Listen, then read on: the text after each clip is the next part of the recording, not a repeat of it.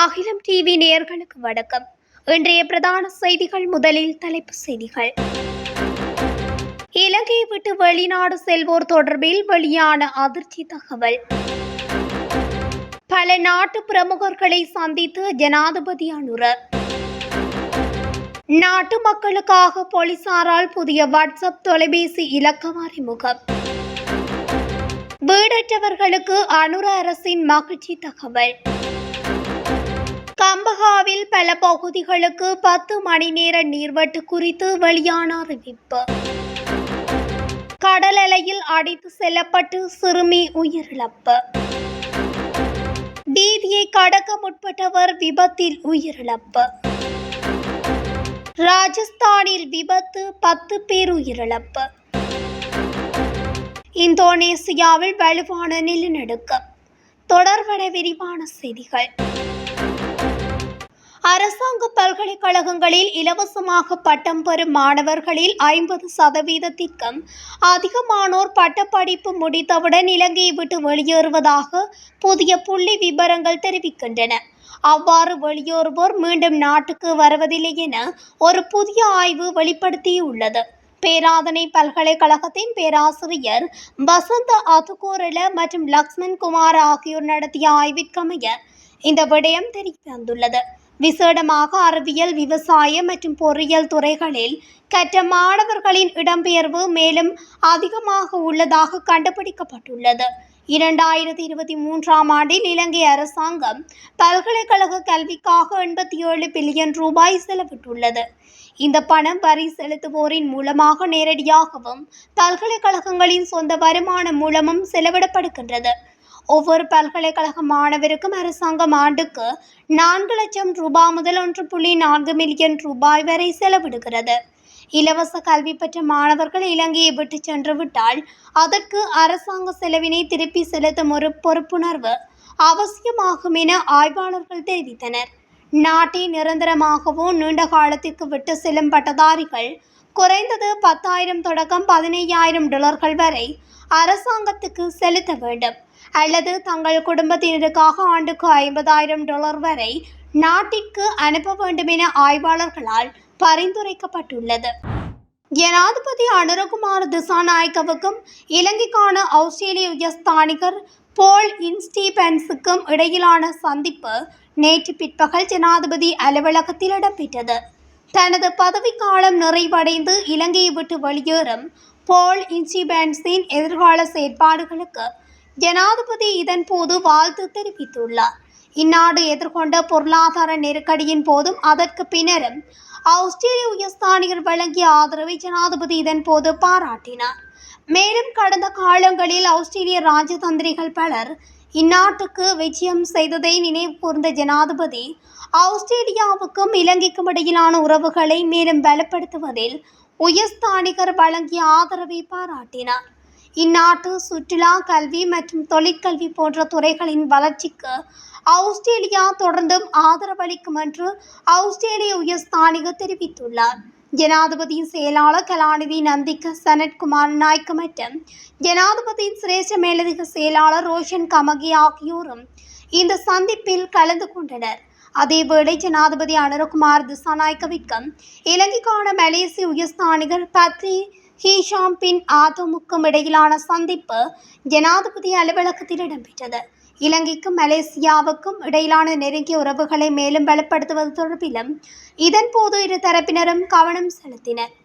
அத்துடன் விசேடமாக மலேசியாவின் சுற்றுலா, வர்த்தகம் மற்றும் கல்வி ஆகிய துறைகள் மற்றும் அண்மைய கால வெற்றிகள் குறித்த தனது அனுபவங்களை இலங்கையுடன் பகிர்ந்து கொள்ள தயாராக இருப்பதாகவும் மலேசிய உயர்ஸ்தானிகர் இங்கு தெரிவித்துள்ளார். இந்நிகழ்வில் ஜனாதிபதி செயலாளர் கலாநிதி நந்திக சனத்குமார் நாயக்க மற்றும் ஜனாதிபதி சிரேஷ்ட மேலதிக செயலாளர் ரோஷன் கமகி ஆகியோரும் கலந்து கொண்டனர். அத்துடன் ஜனாதிபதி அனுரகுமார திசாநாயக்கவுக்கும் எரிக் வோல்ஷிக்கும் இடையிலான சந்திப்பு நேற்று பிற்பகல் ஜனாதிபதி அலுவலகத்தில் இடம்பெற்றது. தனது பதவிக்காலம் நிறைவடைந்து இலங்கையை விட்டு வெளியேறும் எரிக் வோல்ஷின் எதிர்கால செயற்பாடுகளுக்கு வாழ்த்து தெரிவித்துள்ளார். கனடாவில் இலங்கை மக்கள் அதிகளவில் வாசிப்பதை நினைவு கூர்ந்த ஜனாதிபதி பொருளாதார நெருக்கடியை வெற்றி கொள்வதற்கும் இந்நாட்டின் மனித உரிமைகளை மேம்படுத்துவதற்கும் நல்லிணக்க செயல்முறைக்கு கனடா வழங்கிய ஆதரவை பாராட்டியதுடன் எதிர்காலத்திலும் அத்தகைய ஆதரவு வழங்கப்படும் என்று எதிர்பார்ப்பதாகவும் தெரிவித்துள்ளார். போலீஸ் மா அதிபர் அலுவலகத்தை நேரடியாக தொடர்பு கொள்ளும் வகையில் பொதுமக்களுக்காக புதிய வாட்ஸ்அப் தொலைபேசி இலக்கம் ஒன்று அறிமுகம் செய்யப்பட்டுள்ளதாக போலீஸ் மா அதிபர் சட்டத்தரணி பிரியந்த வீரசூரிய தெரிவித்துள்ளார். அத்தோடு குறித்த தொலைபேசி இலக்கமானது 4 மணி நேரமும் சேவையில் இருக்கும் என போலீஸ் மா அதிபர் குறிப்பிட்டுள்ளார். நாட்டில் இடம்பெறும் பல்வேறு குற்ற செயல்கள் தொடர்பில் முறையிடுவதற்காகவே இந்த தொலைபேசி இலக்கம் அறிமுகம் செய்யப்பட்டுள்ளது. அதன்படி பொதுமக்கள் அனைவரும் 0718598888 என்ற வாட்ஸ்அப் தொலைபேசி இலக்கம் ஊடாக முறைப்பாடுகளை கூற முடியும். இந்த வாட்ஸ்அப் தொலைபேசி இலக்கம் ஊடாக காணொலிகள் அல்லது புகைப்படங்கள் தொடர்பான முறைப்பாடுகளையும் அளிக்க முடியும் என பிரியந்த வீரசூரிய தெரிவித்துள்ளார். அனுர அரசு கொழும்பில் 780 கோடி ரூபாய் செலவில் 730 புதிய வீடுகள் கட்ட திட்டமிட்டுள்ளது. இந்த திட்டத்தை செயல்படுத்த தேவையான நிதி 2026 முதல் 2028 ஆண்டு வரை ஒதுக்கப்படும் என்று தெரிவிக்கப்பட்டுள்ளது. கடந்த அமைச்சரவை கூட்டத்தில் அமைச்சரவை பத்திரத்தை வீட்டு வசதி அமைச்சர் அனுர கருணாதிலக்க சமர்ப்பித்த நிலையில் அதற்கு அனுமதி வழங்கப்பட்டுள்ளது. அந்த வகையில் கொழும்பு மாவட்ட மற்றும் டொரிங்டன் மாவட்டத்தில் 2 வீட்டு திட்டங்களின் கட்டுமானம் பாதியில் நிறுத்தப்பட்ட நிலையில் அவற்றை நிறைவு செய்ய திட்டமிடப்பட்டுள்ளது. இந்த 2 புதிய திட்டங்களில் கொழும்பு தோட்டங்களில் வசிக்கும் மக்கள் உட்பட குறைந்த வருமானம் ஈட்டுபவர்களுக்கு வீடுகளை வழங்க நடவடிக்கை எடுக்கப்பட்டுள்ளது. மீண்டும் செயல்படுத்தப்படும் நகர மறுமலர்ச்சி திட்டத்தின் கீழ் இந்த 2 வீட்டு திட்டங்களும் மீண்டும் ஆரம்பிக்கப்பட உள்ளது. இந்த 2 வீட்டு திட்டங்களும் 730 வீடுகளை கொண்டிருக்கும். இவற்றை நிர்மாணிக்க 2.5 ஆண்டுகள் செல்லும் என எதிர்பார்க்கப்படுகின்றது. கொழும்பு மாவட்ட மற்றும் 615 வீடுகளை கொண்டிருக்கும். அதே நேரத்தில் டொரிங்டன் மாவட்ட வீட்டு திட்டம் 115 வீடுகளை கொண்டிருக்கும்.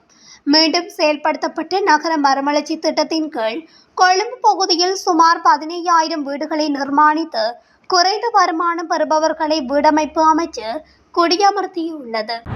கம்பகா மாவட்டத்தில் பல பகுதிகளில் நாளை 10 மணித்தியாலர் நீர் விநியோக தடை அமுலாக்கப்படவுள்ளதாக தேசிய நீர்வளங்கள் மற்றும் வடிகால் அமைப்பு சபை அறிவித்துள்ளது.